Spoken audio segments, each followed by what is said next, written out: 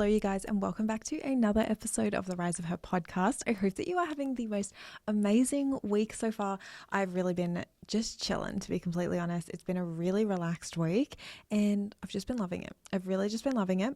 I was thinking a lot about self-care over the past week, especially because I've just felt like sometimes it's something we always forget to do for ourselves. It's something that we sometimes put on the back burner. It's not always something that we will prioritize. And there are a few things that I've really learned about self-care, which I wanted to share with you guys because it's completely changed my life.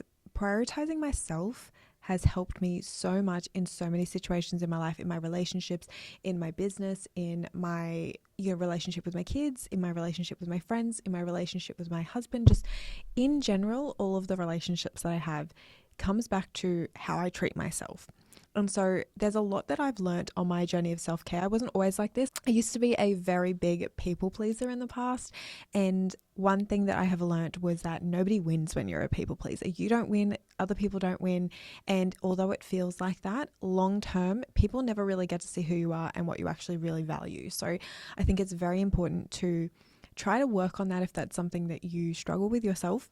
But also, it comes back to how your relationship with yourself is. If your relationship with yourself is very strong and you feel really good within yourself, you have strong boundaries, you know yourself, then everybody else around you gets the best version of that. I used to think self-care was one of the, more obvious things. Put on a movie, order some pizza and put on a face mask and, do an everything shower. And that's what I thought self-care was for a very long time. It was going and treating yourself, having the sweet treats. And sometimes self-care can look like that. But since I have, hit so many points in my life where I've hit rock bottom and sometimes even further down than that, which I didn't really know existed, I have learnt that taking care of yourself sometimes is in the hard work that you have to do. The thing was, what changed for me was that I was constantly doing all of these other things, like buying stuff, going and purchasing, really nice things and buying all the face masks and doing all the skincare and buying all the makeup products and doing all of, you can even scroll back in my feed and you can see it all and me going through that, being like, this is what self-care looks like to me.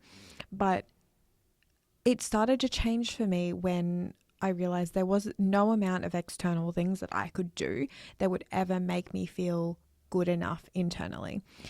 And when I came to that realization that, okay, I actually really do need to look inward because something is not changing, and no matter what I throw at it, if it's, products, if it, whatever it is, whatever I was trying to throw at myself, it never made me feel better. And so it wasn't until I started to look at self-care differently. The way that I see self-care now is really looking inward and asking myself if I am doing the best that I can possibly do right now. Am I actually putting in the work to become the person that I want to be? And this all started when I really sat down with myself and I was really clear on the person that I wanted to be. What did that woman look like? Who was she? How did she show up? What did she have?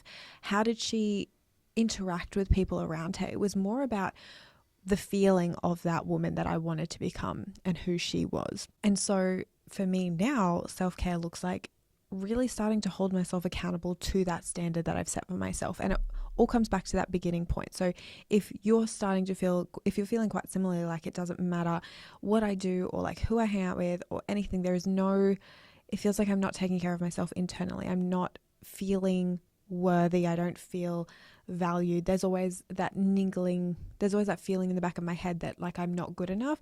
Then where I would start with identifying exactly who you want to be.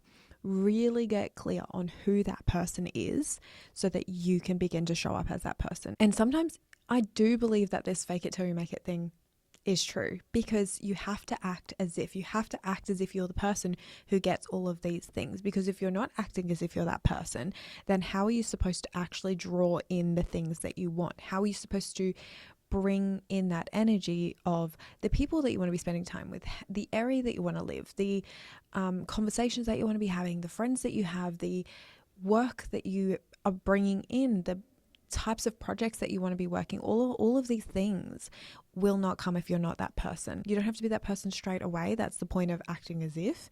But if you are acting and showing up as that person, that energy is naturally coming to you. Those opportunities will just come to you because of who you are and who you are showing up as. It's really uncomfortable to look at yourself and say, could I have been better in this situation? Where did I go wrong?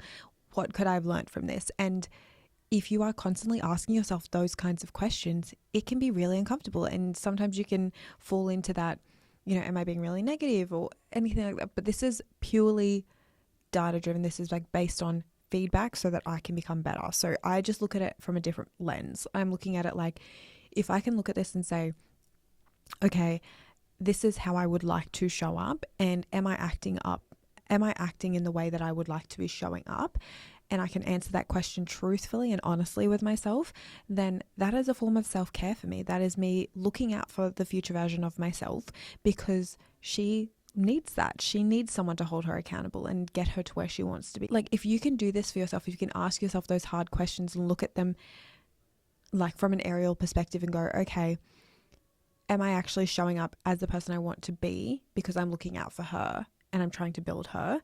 And you can look at that and go, okay, yes, I am, or no, I'm not. I need to change this. And you can do it with grace and kindness for yourself, as if you're looking out for yourself. Then you are completely unstoppable. The only person holding you back is you at that point. So that, for me, sitting in that discomfort is a very, very big indicator that I am taking very good care of myself, because I am looking out for the past version of me. I know that I want to be this kind of person, and so I'm looking out for myself in that sense. But like I said earlier, you want to be giving yourself grace through this experience. Like, you don't want to be really hard on yourself. You don't want to be looking at yourself and giving yourself excuses at the same time. So it's really finding that nice middle ground where you're still being kind to yourself, but you're still holding yourself accountable to who you want to be. Self-care looks different for everybody, but for me, it doesn't cost a lot to be taking care of yourself. This is the same thing as like looking at your food and going, is this food actually what I need to be consuming right now? Is this helping me? Is this getting me where I want to be? If your goal is to, lose a heap of body fat so that people can see your muscles, like that's a big one for me at the moment, is like I've been working for years on my muscles and I need to shred in order for me to see all of the hard work that I've put in. So when I go to eat something, I'm asking myself, is this helping or hurting me? Because if you guys have been following me for a while, you would know, like, my dad was really unwell. He had cancer. He was diagnosed with cancer and passed away from cancer a couple of years ago, and he had type 2 diabetes as well. So he was not the healthiest person in the world. And so I always look at that and go, okay, well, that's not how I want to be. I really want to take care of my health. And so am I making choices that are helping me get to where I want to be the kind of person that I want to be? I want to be healthy. I want to be full of life. I want to have loads of energy, and I want to be able to bring that into everything that I do. Like being a mom, being a wife, being a friend, being, a business owner, doing my podcast, all of these things, they need energy. And if I'm not fueling myself right, then I'm not going to have that energy. And so I'm really conscious of that. That's another version of self-care that I feel like a lot of people forget about is, are you actually going in the direction that you want to go? Are you holding yourself accountable? Once again, you need to be holding yourself accountable. Like I said, self-care looks different for everybody, but at the end of the day, you need to know who you want to be, where you want to go, and keep that in mind as you're making choices throughout your day. You want everything to feel as if you're working towards that future version of yourself. You want to be feeling strong within that person, and that your everyday choices are taking you to where you want to be without feeling as though you're taking anything from your day-to-day life. And it's a very, very fine balance. Another thing to think about is exercise. So I know for lots of people don't enjoy exercise. I don't enjoy exercise. I do exercise because I have to exercise. But if I am not exercising, I'm like, okay, if I'm not going to the gym, or I'm not going for a run, or if I'm not getting my steps in, I'm like, okay, well, I need to hold myself accountable because that's the standard of the person that I want to become. Taking care of yourself means that you are holding yourself to that standard and going, okay, well, I told myself I was going to do this. So in the best interest of the person I want to be, I need to go and do this. Even when it's hard, even when it sucks and you don't want to do it and it's cold, or you're feeling like you didn't have the best sleep in the world. Rest is important. Like I said many, many times, rest is definitely important.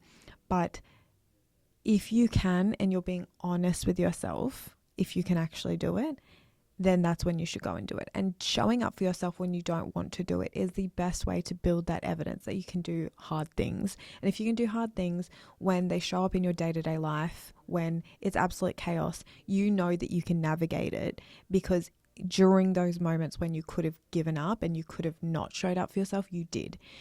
And so that's why I'm so big on like, that is a version of taking care of yourself. That is a way that you are taking the best possible care of yourself because you are showing up for yourself. I also think it's really important to be extremely present in everything that you're doing. And that looks like, if you're in a conversation, not trying to check your phone. Like whenever I'm in a conversation, my phone is face down or away as much as I can possibly be, because even though this is not necessarily about doing something for yourself, this is, for me, a really great way of building relationships with people and making people feel like you are there. And for you, you also get to experience that relationship becoming stronger because you're actually present in that. Whatever you're doing, you need to remain present in it and not thinking about other things. As hard as it can be, you need to practice that. And like I said before, there are so many different ways of taking care of yourself. You can obviously do all of the external things. I love them myself. You know, going and doing a little bit of shopping, or like going and getting a massage or a face mask, or all of those things. They are important, but they should never be detracting from you actually doing the internal work and actually truly taking care of yourself, and, you know, doing the things like practicing gratitude and showing up in your morning routine when you don't want to do it, and, you know, being present when it feels hard, and showing up and going to the gym when you really don't want to, but you know you have to. It's all of those things that help you establish a better sense of self and really start to learn to trust who you are, get to know yourself better, and really enjoy being in your own presence. So I hope that this episode gives you a little bit of a reminder of what self-care can actually look like, because it's different for everybody, but whatever makes you feel your best and like you're actually becoming the version of you, or you are the version of you that you've always wanted to be, that is self-care. And showing up for yourself when you really don't want to is how you build that strong sense of self and that confidence within who you are. So I hope you enjoyed today's episode. If you did, don't forget to follow along for our next episode. So I hope you guys enjoyed listening to today's episode. If you did, feel free to let me know on Instagram what your key takeaway was, how you're going to be practicing self-care this week, which may feel a little bit different for you. And let's have a bit of a chat. I will be back in your ears again next week. Bye.